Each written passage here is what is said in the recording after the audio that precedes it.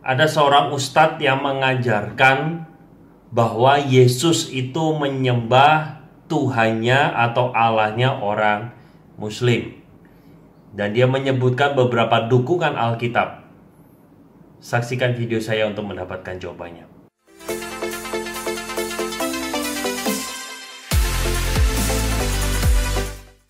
Teman-teman silakan subscribe video saya, karena dengan cara teman-teman menekan tombol subscribe, ini memberikan semangat dan motivasi kepada saya untuk terus boleh membuat video dan berkarya bagi Tuhan.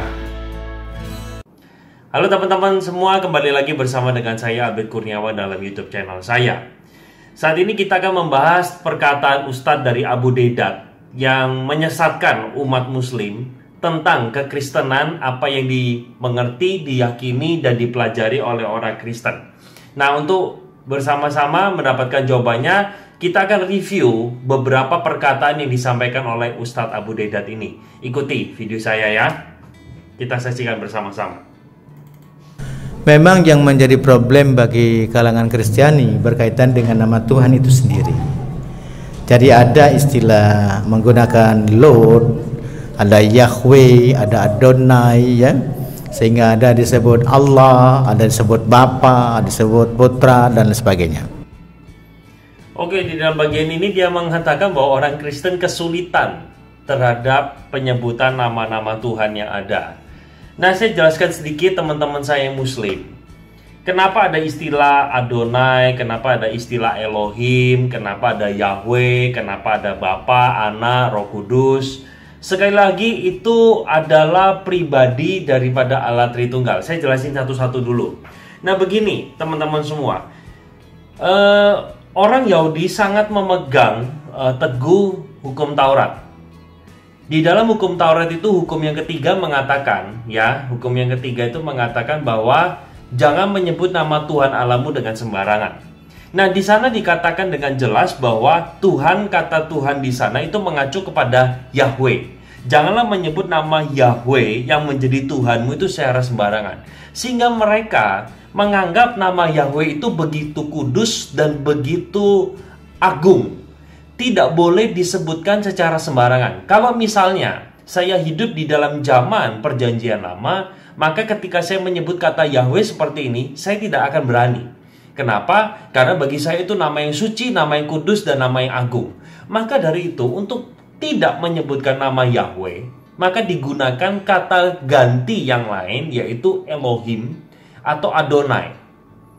Sehingga ketika saya menyebut nama Elohim atau Adonai, di dalam zaman itu orang Yahudi tahu itu mengacu kepada Allah Yahweh. Karena semua orang Yahudi sepakat jangan sebut nama itu, karena perintah hukum Taurat yang ketiga, yaitu jangan menyebut nama Yahweh secara sembarangan. Nah, itu latar belakangnya demikian. Dan kalau misalnya kita menyebut Tuhan kita itu ada sebagai Bapa, Anak, Roh Kudus, sekali lagi teman-teman saya Muslim, jangan salah kira bahwa kami orang Kristen menyembah tiga Allah. Tidak, kami menyembah satu Tuhan. Satu Tuhan. Di dalam bahasa Ibrani-nya, kata satu itu dipakai kata ehad, yang berarti satu kesatuan, hakikatnya satu, pribadinya tiga. Jadi ada Bapa, ada Anak, dan ada Roh Kudus. Tapi mereka bukan tiga Allah, tetapi mereka adalah satu Allah, tiga pribadi. Nah, kesulitan kita memahami konsep Trinitas ini menunjukkan bahwa kualitas Tuhan sebagai pencipta itu jauh di atas manusia. Sehingga wajar halnya ketika ada hal-hal yang tidak bisa kita cerna, tidak bisa kita terima, dan tidak bisa masuk ke dalam akal pikiran kita. Karena Tuhan itu melebihi rasio kita. Seringkali disebut di dalam ilmu logika atau filsafat itu melampaui rasio atau bernama supra-rasional. Nah, kami tidak kesulitan karena Bapa, Anak, dan Roh Kudus itu adalah pribadi masing-masing yang punya peranan masing-masing.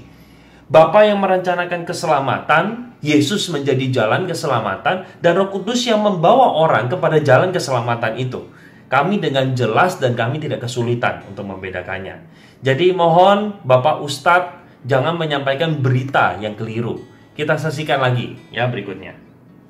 Tapi kalau mengacu kepada ajaran yang dibawa Isa Al-Masih, Tuhannya Isa Al-Masih adalah Allah. Dan itu bisa dibuktikan di dalam Injil Lukas pasal 6 ayat 12, semalam-malaman Yesus berdoa kepada Allah. Oke, di dalam bagian ini, di dalam Lukas dia katakan tadi bahwa semalam-malaman Yesus berdoa kepada Allah. Aduh, sekali lagi teman-teman saya Muslim, kata Allah itu sendiri, itu bukan munculnya tahun 600, bukan munculnya tahun 500 Masehi. Sebelum Muhammad itu lahir, orang-orang Kristen di Arab menyebut kata Tuhan itu dengan kata Allah. Dengan kata Allah. Jadi kamu jangan terlalu GR menurut saya bahwa setiap kali kita menyebut Yesus menyembah Allah, maka itu diartikan kepada Allah orang Muslim. Sekarang begini, saya ajak lebih berpikir lagi begini. Dokumen kekristenan itu lebih awal daripada Al-Quran.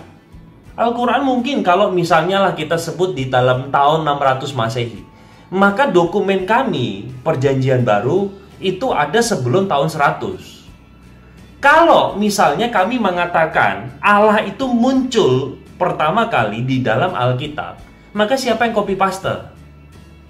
Sekarang karena Muslim menyebut Tuhannya adalah Allah, apakah berarti kami, Tuhan kami Yesus itu menyembah kepada Allahnya orang Muslim?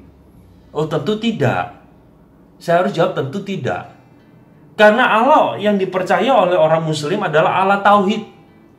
Satu, dia tidak diperanakan dan tidak ada realitas kekal lainnya. Sementara Tuhan yang kami sembah adalah Tuhan Trinitas, Tritunggal. Dia ada Bapa, dia ada Anak, dan dia ada Roh Kudus.